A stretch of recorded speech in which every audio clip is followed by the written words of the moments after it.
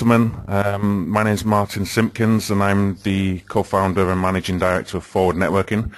I'll be your host and moderator for today's webinar, which is the fourth in the series of our Evolving Corporate Universities webinar. For those of you that have been with us before, you probably know the drill by now, but in case there's anybody that's joining us for the first time, before I hand you over to our presenters today, I just want to give you a quick overview of the features of the control panel. Now, we've got the chairman, Richard Dealtree, who will be giving his opening statements, and then we have two presentations. It is possible for anybody to pose questions to either of the speakers, and you can do this by using the questions toolbar on the actual interface. If you want to pose a question, if it's for a specific speaker, then please put within the question if it's for Kenny or for Richard or for Terry. All questions will be asked at the end of the final presentation. If you have any other issues, then you can also send a message to myself if there's any technical issues, but I trust that it's all fine. And at this point, I'd like to hand over to the chairman for today's webinar, which is Professor Richard Dealtree, who's the chairman of the Global Association of Corporate Universities and Academies.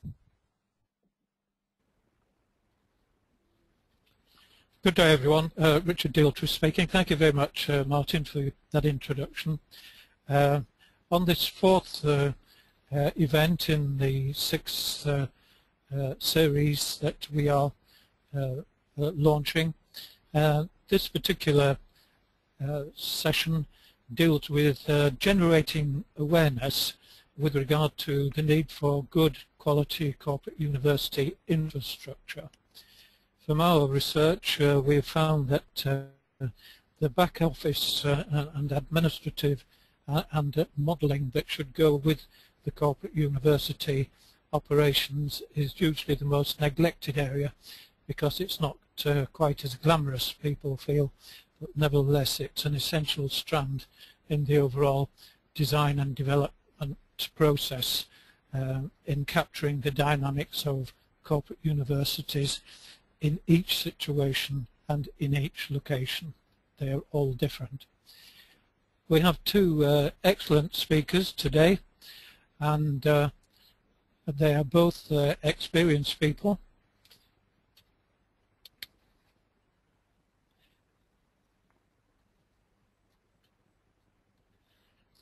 And I'm in the process of introducing them to you.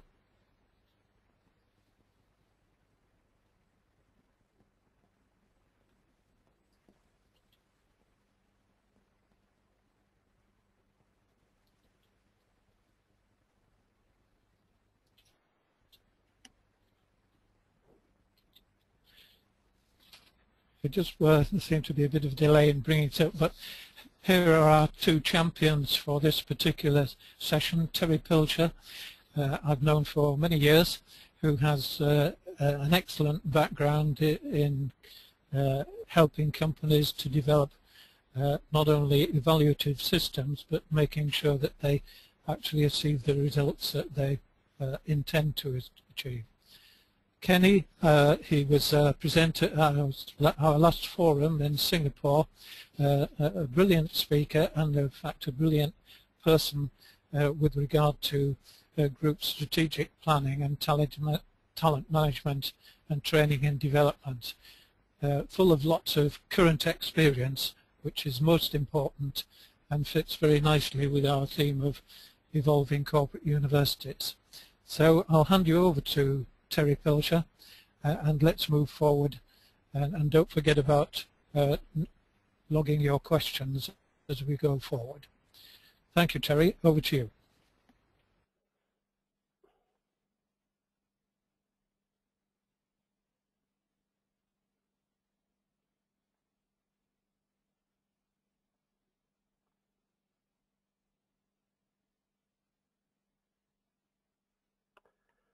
Thank you, Richard. Good morning, ladies and gentlemen, or evening or afternoon, or whatever it is, wherever you are.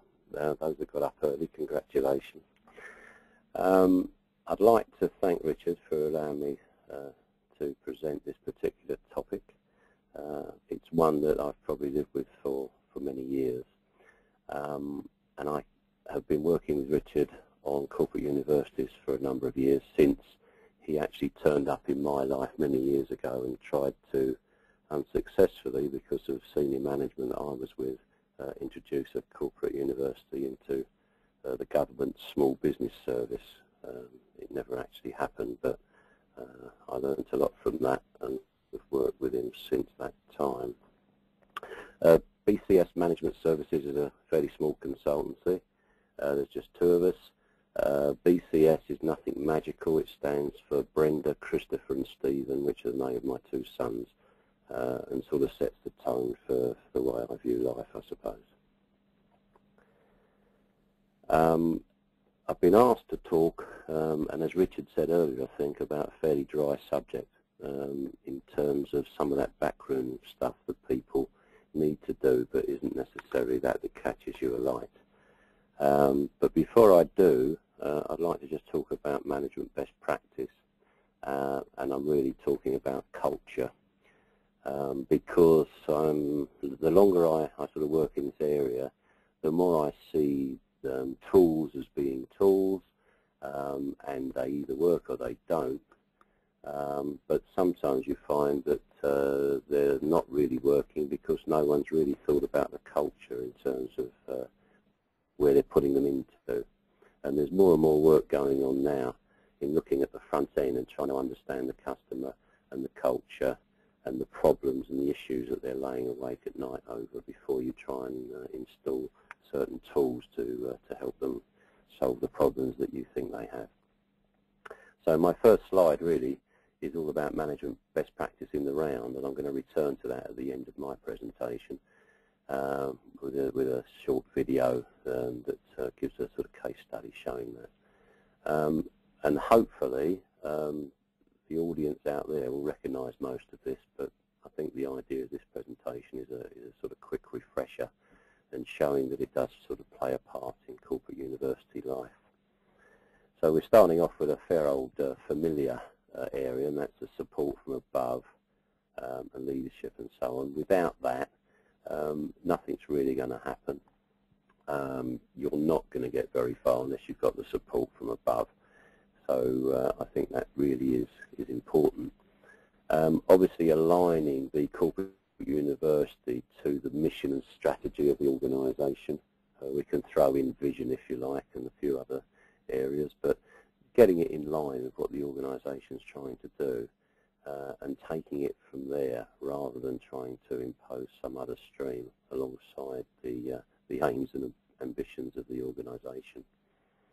Very importantly, including members of staff, customers, stakeholders when actually designing and going from the outset, and a clear and careful strategic plan so that everybody has that sent to them, they're aware of it, everyone knows what the plan is and where things are heading.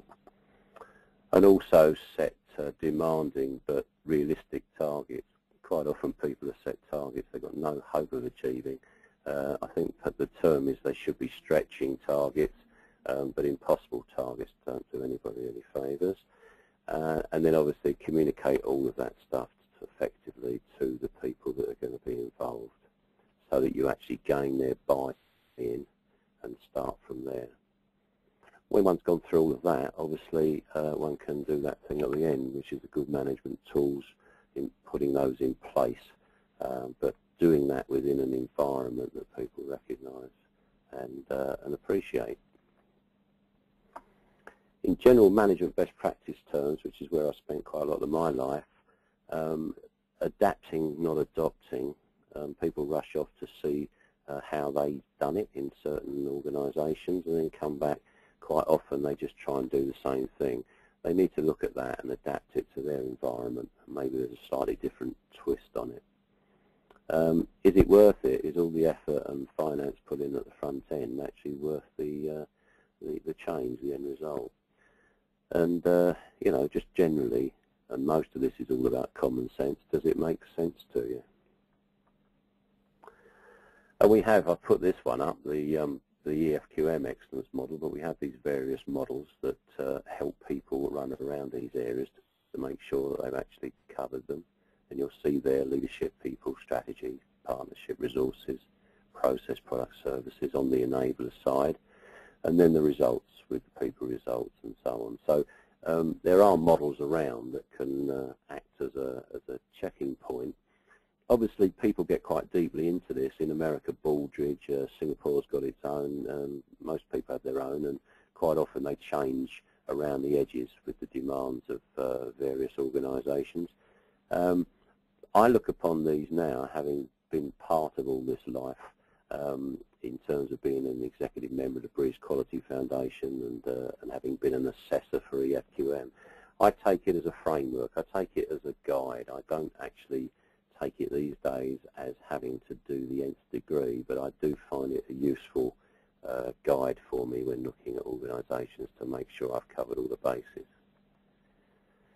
So the management tools, the sort of stuff that might be looking quite boring, the sort of areas, and you'll see there that the above tools, as it says, are an integral part of the corporate university blueprint, which this is really all about, are strategic planning, financial planning, benchmarking, which I spent quite a while on, quality control, and project management, which hopefully most people are pretty familiar with. In fact, hopefully most people are familiar with most of those items.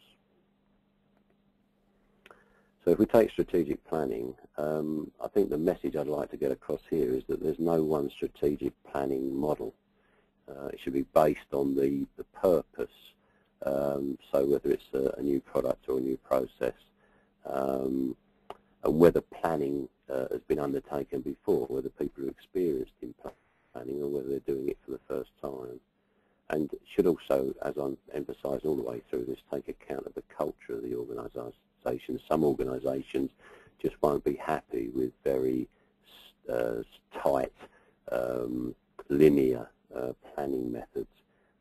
They might want to sort of play tunes on it and be a little bit more flexible. And also, and I think this is more and more so in this day and age, rapidly changing organisations. I used to sit on the Conference Board of America, and they told me that in America they had a thing called speed to market, speed to this, speed to that. And it never really did arrive in the UK. We said they'd have to change the name from speed because that is actually a form of drug in the UK. So, but it never did arrive. But certainly we're having to do everything quicker, and therefore one doesn't always have the chance to have a nice static strategic plan. So the various ones I just want to sort of throw up there in terms of strategic planning is sort of vision or goal-based, which I think we're pretty familiar with and is the one that a lot of people know. Identifying the purpose, the mission, establishing a vision statement, selecting goals and achieving mission visions, identifying specific approaches to reach the goals, identify specific action plans to implement each approach, and then put all that into a strategic planning document. And obviously the most important part, monitoring and implementing and updating these things, just not stay still.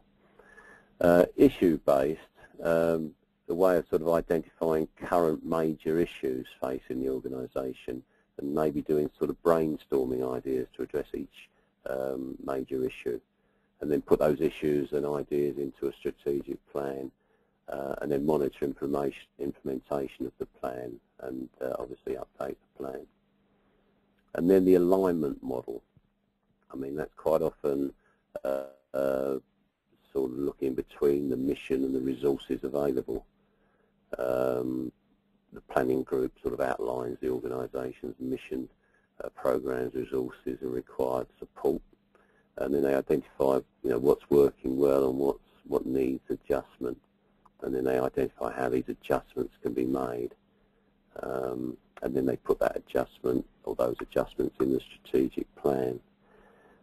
Scenario planning is quite interesting, identifying strategic issues and goals, and quite often those are coming from several external forces, and imagining the sort of related changes that might have in terms of influence in the organisation, and then people for each change in the force, you can discuss sort of 3 different future organisational scenarios: the sort of best case, worst case, reasonable case.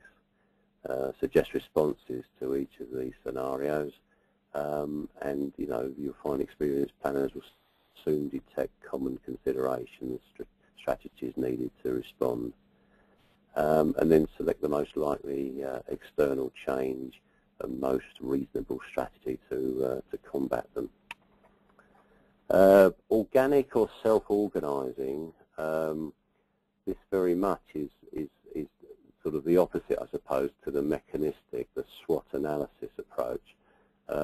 It's more clarifying our cultural values through sort of dialogue, storyboard techniques, that sort of thing, and then articulating that in terms of groups, and sort of every quarter have a dialogue. It all sounds very woolly, but for certain organisations, that sort of approach is much more akin to certain organisations, and it's never over with. The group learns how to conduct the sort of value clarification, the dialogue, the reflections, and process updates as it goes along.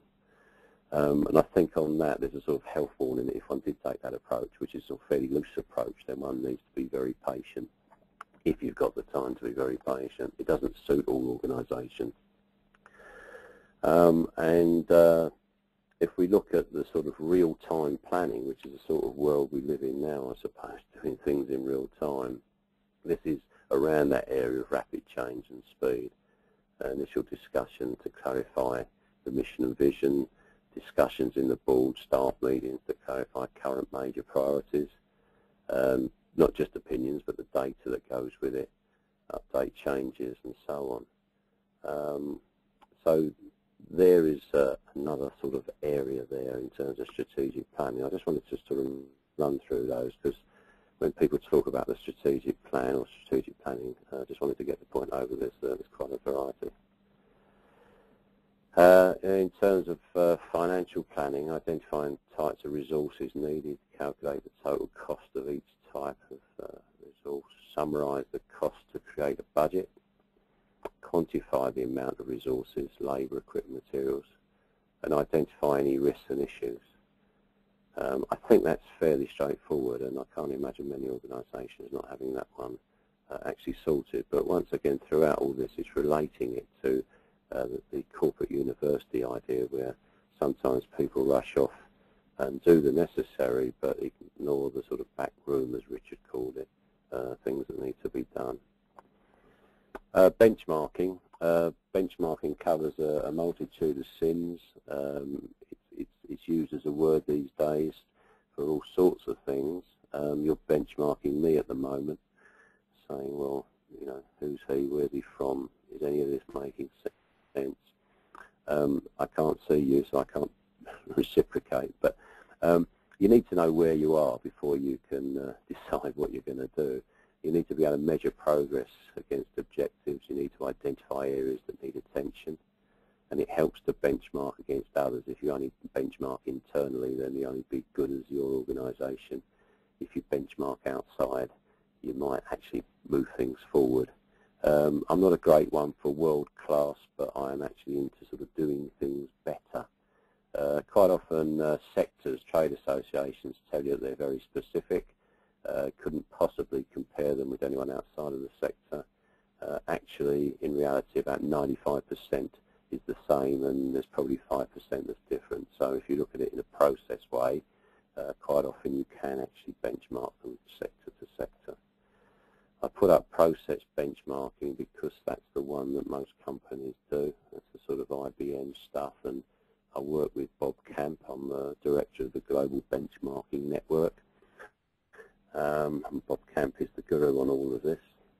It's identifying what's to be benchmarked, analysing, determining current performance and project future performance levels, actually integrating that, communicating the findings into the organisation, and then developing action plans and so on. But you can see there's a common theme running through all of these things if they're working together, and some of the things might help the others to actually work. Something I was involved with Richard in terms of the EFQM project, which was about corporate universities. I was one of the people that undertook the sort of quality control on the exercise.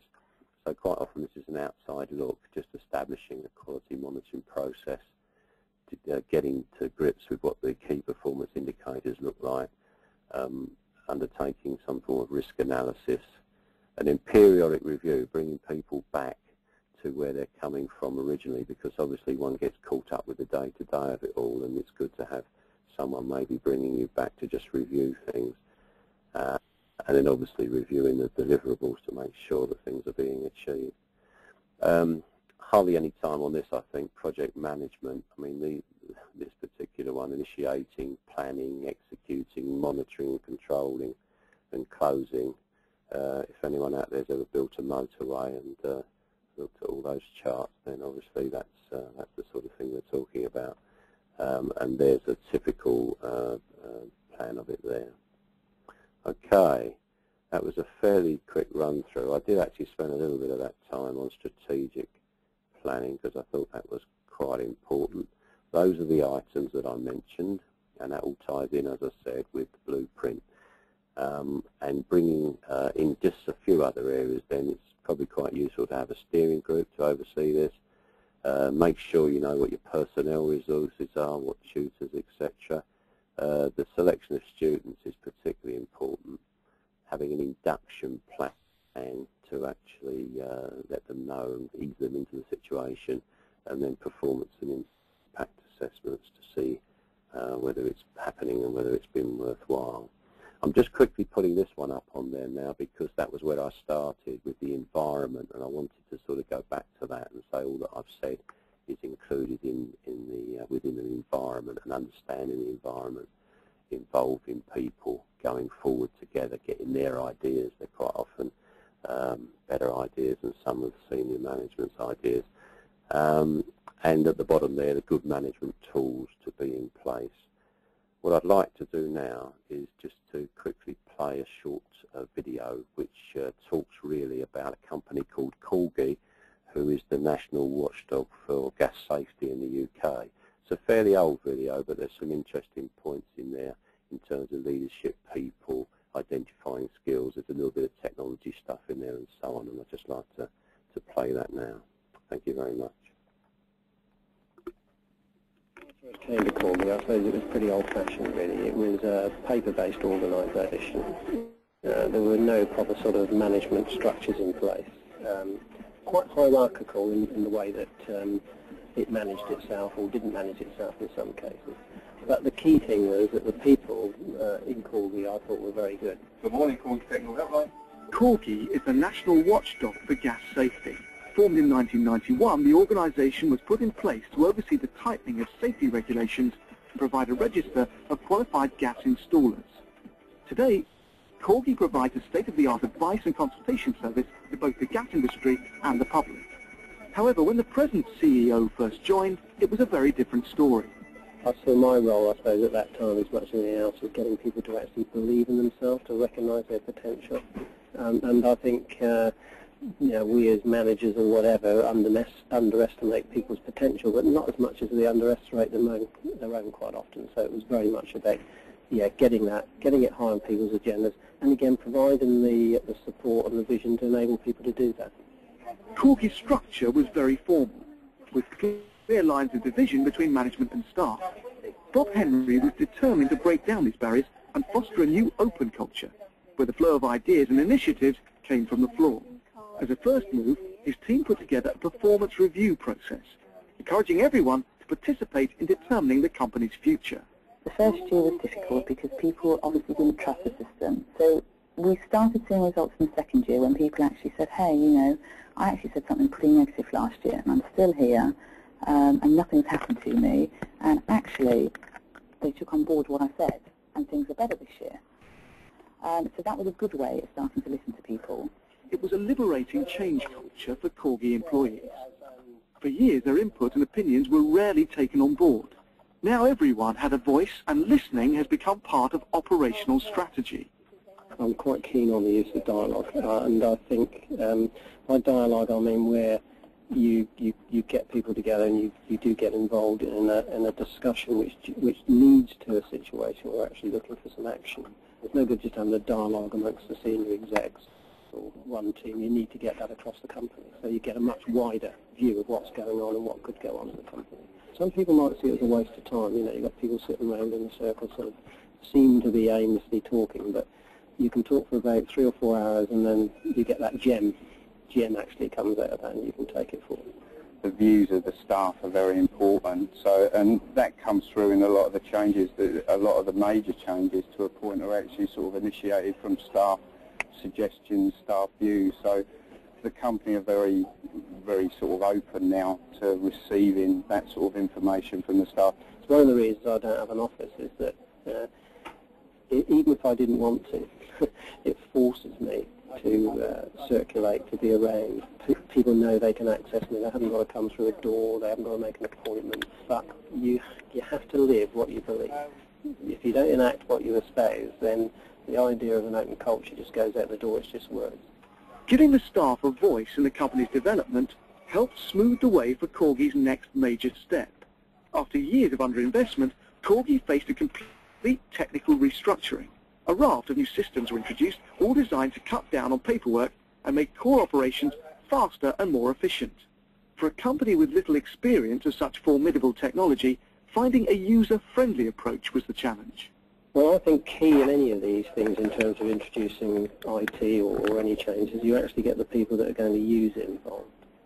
So you start from looking at what's the business processes that we need and get people involved in developing that, because that's what they know about. They don't actually need to know at that stage necessarily too much about the technology. Get the business process right. And then the technology that delivers that, I think, comes much easier. And then it's an evolving process. It's an iterative process after that. The strategy of involving the workforce in developing new technology was especially valuable in the modernisation of their key role, gas safety. Once weighed down with manuals and paperwork, the inspectors are now issued with Scion Palm computers. Technical data is readily available and reports can be written up on site. Time has been freed up for them to spend more time ensuring good practice of gas safety competence. We had lots of time to play with them, use them, and develop with them. And we were allowed to use them at home and do things at home, which helped you. So if you made any mistakes, you could come back in the office and say, well, this is what we did wrong, and somebody would help you, and nobody would look at you and make you feel stupid if you asked a question that you didn't know on IT. Reducing the fear factor in change has been crucial to Corgi's development. New technology changed everyone's job description, and a lot of effort has gone into developing people's skills. A no-blame culture has been especially effective in helping people to recognise their weaknesses and then utilise the support of the company to improve their performance. We've recognised that the people are the most important asset we've got, and we've looked to each individual to say, yes, you are doing a job, yes, you've got a job description, but how can you improve what you're doing? How can you best improve your service to both your internal customers and your external customers? So we've made it very focused in on the individual. Hello, I'm back. I hear that people could hear that but couldn't see it, so we've decided to stop it now. I'm sorry about that, but there were some messages in there that I wanted you to, well, at least maybe you've heard some of them, but we thought we'd cut it short as there's no picture coming through. Okay, what I'd now like to do is to hand over to Kenny Ong Chung, Senior Vice President, Takaful Ikalas in Malaysia, whose expertise includes group strategic planning, talent management, human resource management, and training and development. And thank you very much.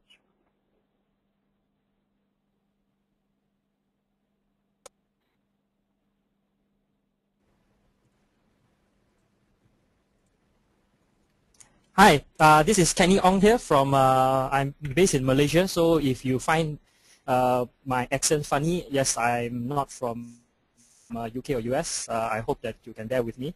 I'm from an organization called Takaful Ikhlas. Takaful stands for Islamic Insurance, and I represent that company for now.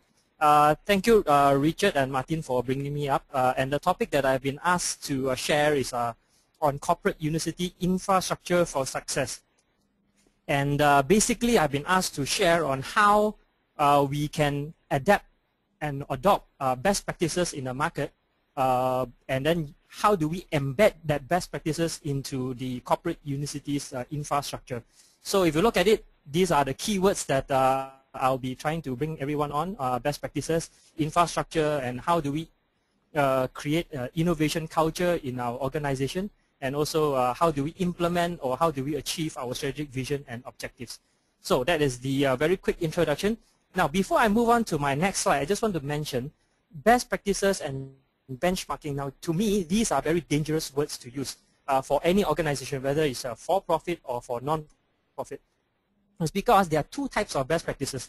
One type is that where we follow for the sake of following, just because a competitor is doing it, or a few companies in the industry are doing it, or we can see a very, very successful organization, for example, Best Buy or Walmart, and we want to implement it in our organization. Now, those are very dangerous best practices or benchmarking stuff to implement in our own corporate unicity, because the second type, the more successful type, are those that we actually select based on our business model. And I'm talking about business model from a general sense. Whether your corporate unicity is actually for profit or for non-profit, it doesn't, there's no difference. But again, what we need to do is actually we need to select the best practices or benchmarks that are appropriate for our business model. And I'll explain the business model using this very famous organization. We all know this. And I think in every seminar that I go to, I usually mention and I ask this question is, have you all eaten a beef burger from McDonald's before? Now this is interesting, because most of the participants will tell me that yes, they have eaten a McDonald's beef burger before. Now my next question that I will ask is, does McDonald's have the best beef burger in the world? Now actually, it would be good if I can take a poll here from the participants, but when I ask that question, most of the time, the people will tell me, no, McDonald's does not have the best beef burger in the world. In fact, from what I gather around the world, if you Wendy's have a much better beef burger, and if you look at Carl's Jr., they definitely have much better beef burger than McDonald's. But my next question after that would be, which company sells the most beef burger in the world? And the answer usually is McDonald's. Now, how can a company or an organization that has one of the worst beef burgers in the world, based on a popular poll, sell the most beef burgers in the world? And the preceding question after that is, does product have anything to do with it? So the answer to that is very obvious. If you look at McDonald's, the product is not the product. And I can flip it and say that, in essence, what makes McDonald's successful is not because of the product, it's because of their business model. The business model is the thing that moves the product. Now, for every organization, it is important to understand that it is the business model that makes the organization successful. And this is the same case for corporate unicities. And again, whether the corporate unicity is for profit or for non-profit, it doesn't make a difference. It is the business model that makes it successful.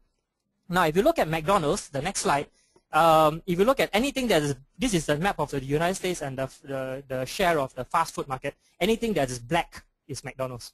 So you can see that, they have got their business model correct and they have run it through. And if you look at, this is the worldwide map for McDonald's domination. There are only two areas geographically that McDonald's does not do well. One is in Africa, that's for obvious reasons. The other one is in China. That's because most Chinese, like myself, actually don't eat beef. We eat chicken. So that is the reason why Kentucky Fried Chicken does better in China than McDonald's. But taking that aside, anywhere that McDonald's presence is, they are the #1 beef burger seller. Again, not because of the product, but it's because of the business model that they have. So the question is, what's the core business model for McDonald's? Very simple, two things. #1, the first important part of their business model is called consistency. Now, McDonald's promises you that in any city you go in the world, any place that you go in the world that has a McDonald's, McDonald's promises you the same bad tasting beef burger. No more, no less. It's the same bad taste that you will get. You will not get it better or you will not get it worse in any part of the world. It is the same taste. Consistency, it is written and is built into the entire process and their infrastructure. So to them, they will copy the best practices as far as consistency is concerned and will mold that into their infrastructure. And that happens in all aspects of their operations, whether it's in the kitchen or it's in a cashier or it's at how fast they clean the table, a turnaround time for speaking to a customer at the counter. Now all this they will ensure consistency up to the second and to the dot. That's the first part of the McDonald's business model. The second part of the McDonald's business burger is talking about convenience. And if you ask yourselves, all over the world, which fast food restaurant has the most 24 hours drive-through? We'll talk about McDonald's. Which fast food restaurant in the world started the 4 o'clock breakfast in the middle of nowhere, where it allows you, just to walk out in the street and to buy a breakfast? McDonald's started it. Which fast food restaurant in the world has the most playground, where the parents can go and drop the kids and not worry about them and eat their burgers in peace? It's McDonald's. So if you look at the model that they have all over the world, the first part of their business model is what we call consistency. The second is convenience. Now, if you look at McDonald's, again, I just want to bring you to this article that came out from Business Week, February 5th, 2007. Now, again, this explains why the business model is important. 50% of the business of McDonald's is from drive-through. Now, the question I want to ask is this. How can a company like McDonald's spend a lot of money, billions of dollars maybe, in R&D over maybe 10, 15 years, and yet their beef burger tastes the same or worse compared to 15 years ago? How can a company spend so much money and yet their beef burger tastes the same? Now, the question is not whether or not they put their investments into the beef burger. The better question is, where do they really place their investments in R&D? Which part of their infrastructure do they build up more?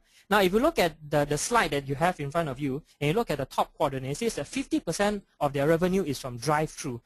And if you look at this article from 2007, it will tell you that McDonald's spends a lot of money into research and development into a burger that can be eaten with one hand. Now, it makes sense. Why do they spend so much money into research and development on a burger that can be eaten with one hand? That's because you need to have one hand to hold the steering wheel and the other hand to eat the beef burger. I promise you, McDonald's is the only beef burger you can eat in this world with one hand. If you try to do that with a Carl's Jr. burger, you'll get into an accident very quickly because of the ketchup and the tomato sauce that will get into your eyes. Now, if you look at the rest of the processes, the infrastructure, and the best practices that McDonald's have, you can see that it's very consistent, again, with the two core aspects of their business model. Number one, which is consistency, and number two, which is convenience. Everything that they have in terms of benchmarking, best practices, infrastructure is built around these two core premises of their business model. So, what is the business model?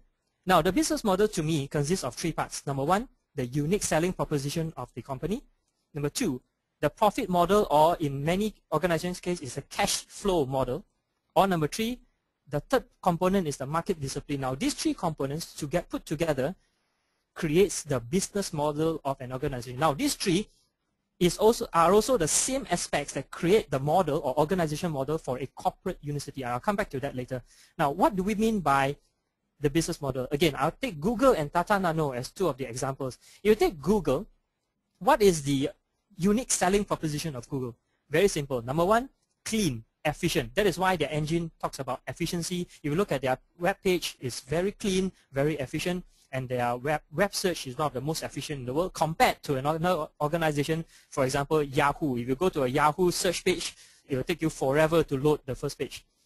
Now, the second premise of the unique selling point of Google is that most of their services are free.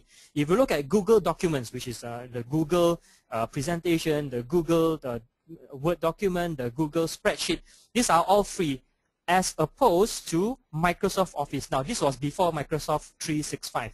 If you look at the traditional Microsoft Office, you have to pay some kind of amount. In Malaysia, it's about 1,200 ringgit, which is about, I think, $300 US, $300-400 US. Now, what does Google have to offer? They say that our services are free. All you need to do is just come on board. Now, that is the unique selling proposition.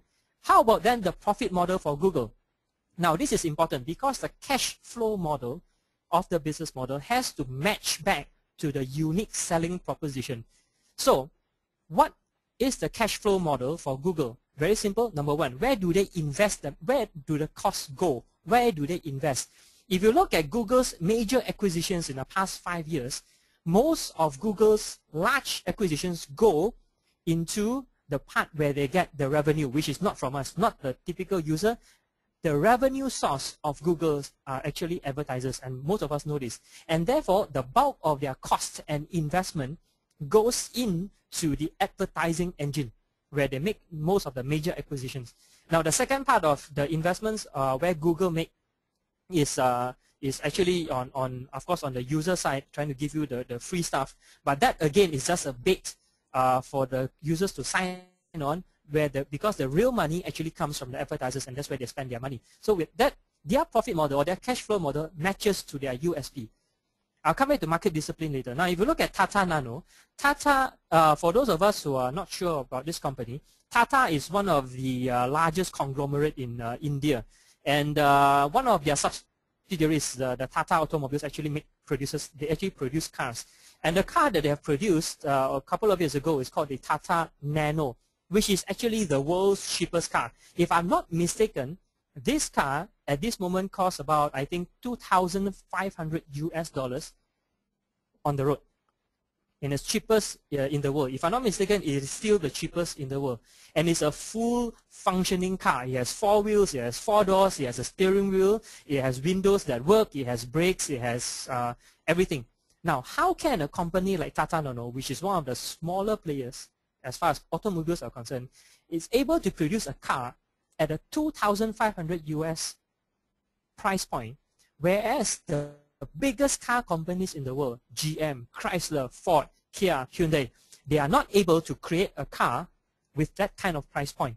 So we have to ask ourselves, what's the difference? Now, if you look at the USP of Tata Nano, it's very simple. The USP of Tata Nano is we are the world's cheapest car. That's their unique selling proposition. But what about their cash flow model? How did they do it? Very simple. Now, if you look back to the archives or to anything that has reference to the Tata Nano business model, you will know that Tata Nano was built not from a car down, it was built from a motorcycle up. What they did was that they took the manufacturing and the cost for building a motorcycle and built it up into a car, not the other way around. So if you look at it, that's the success of Tata Nano, and they matched their profit model or cash flow model to the USP. The final component, this is the profit model in very quickly, revenue, cost, margin. Now, for a corporate university to succeed, you must match these 5 things to your unique selling proposition. Every corporate university has their own unique selling proposition, and you have to match these 5 components of your profit model to your unique selling proposition.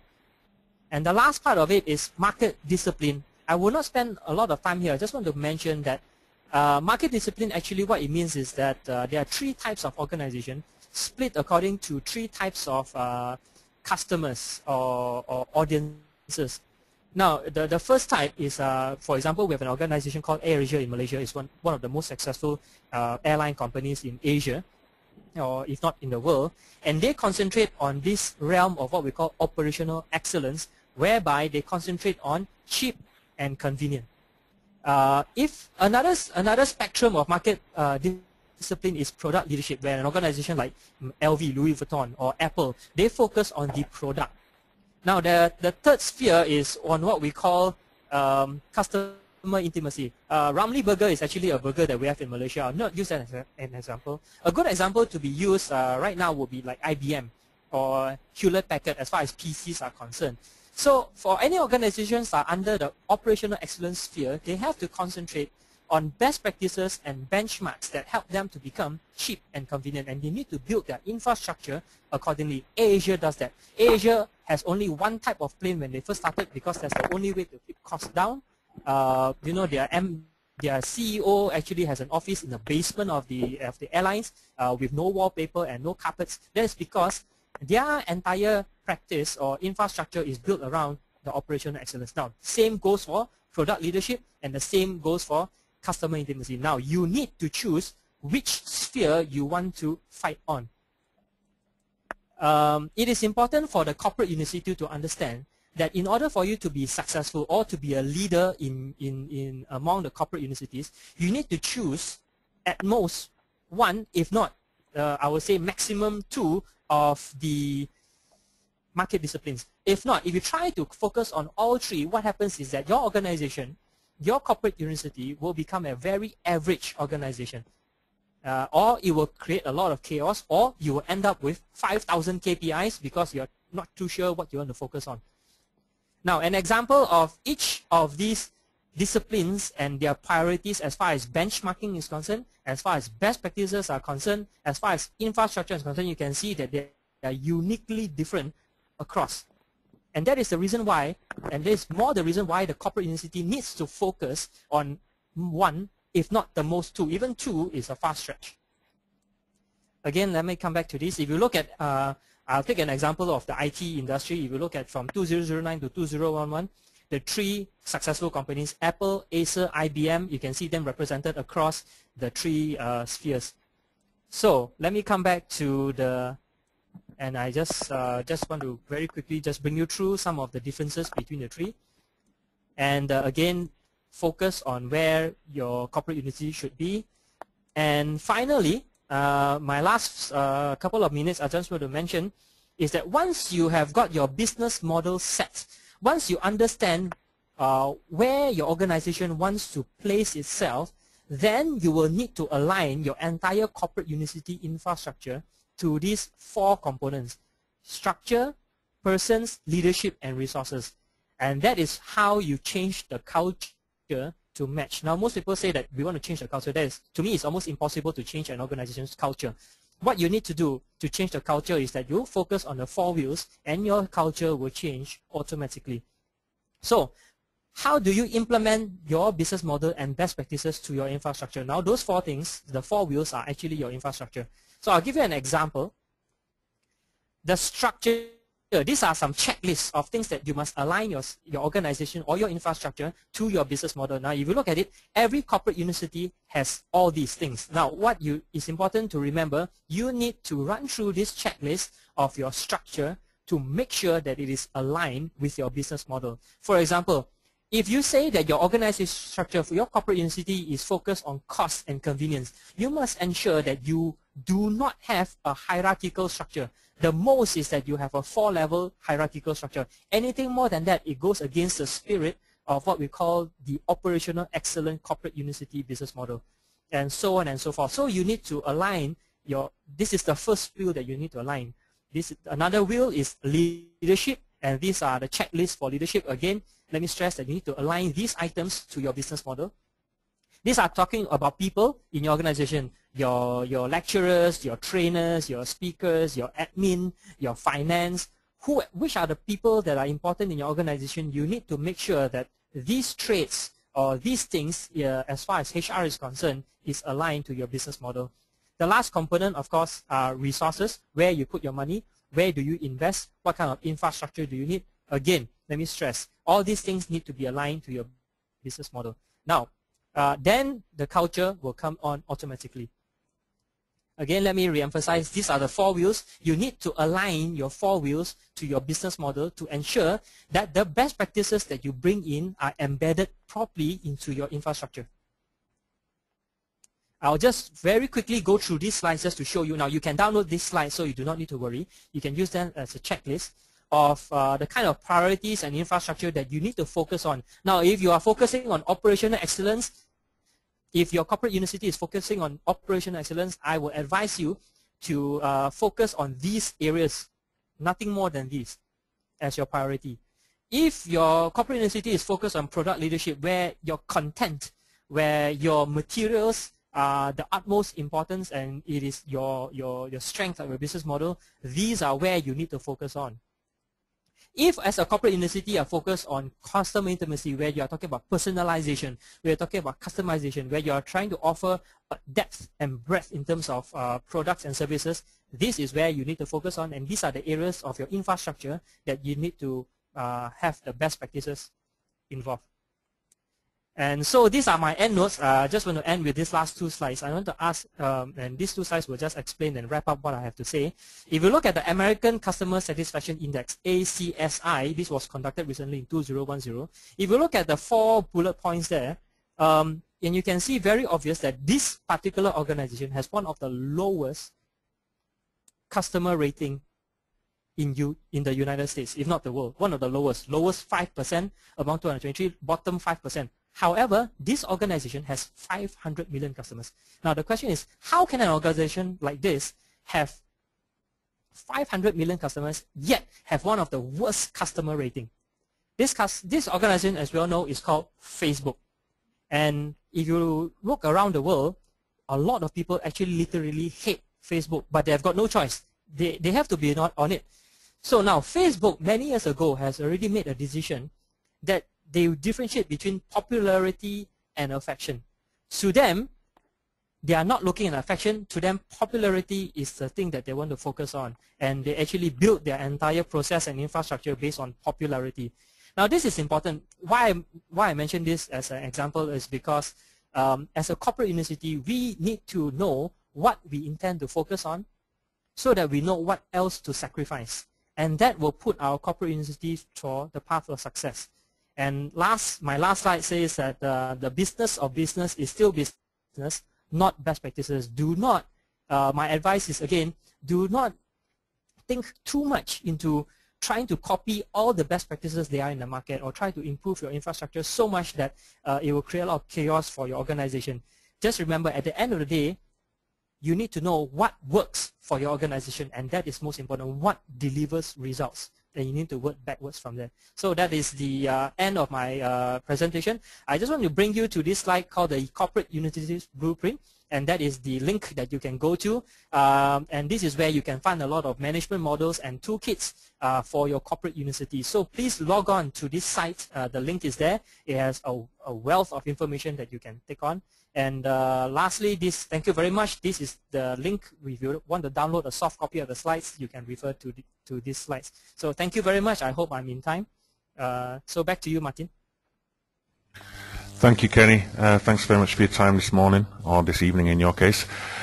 Before we go to the question and answers, I'm just going to bring Richard back in. I don't know if Richard has any closing comments he'd like to add.